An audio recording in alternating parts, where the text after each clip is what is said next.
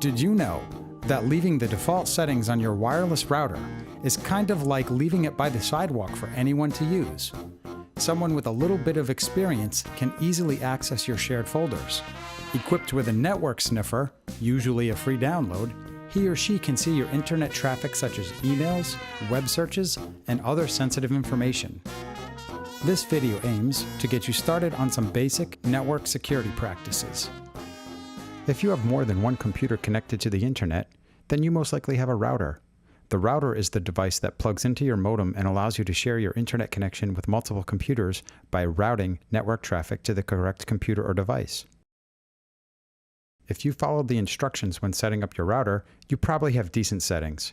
In case you didn't, let's see how easy it is to make some small yet important changes to those settings. Change the default password to log into your router. This is usually done using a web browser. The router will ask you for a username and a password. This is often something like admin and password. The first thing we'll do is to change this. This will help to prevent unwanted people or programs from gaining access to your router.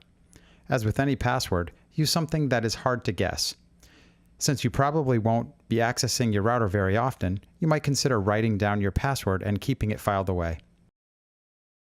MAC address filtering can help to make sure only predetermined devices can connect to your router. A MAC address, or Media Access Control address, is a string of numbers and letters assigned to each network device by the device manufacturer. By enabling only your devices, you make it more difficult for unwanted guests to gain access to your network. Usually your router will show the MAC addresses of all connected devices. Changing the default SSID and disabling SSID broadcasting will help to hide your network and its broadcast radius. The SSID, or Service Set Identifier, is basically the name of your wireless network. Changing the default SSID will make it more difficult for someone to use a list of common manufacturer SSIDs to hijack your wireless network. Normally, the router broadcasts this name so that your devices can easily locate the wireless network. Unfortunately, this makes your network known to others as well. Many routers allow you to disable SSID broadcasting. The bad news is that you will have to manually create a network connection for each wireless device the first time that you connect that device. The good news is that usually it's as easy as selecting Add New Network, entering the SSID, and entering the password. Enable the router's wireless security feature. With a wired network, a device needs to be physically wired to the network to have access. With a wireless network, any device within range potentially has access to your network.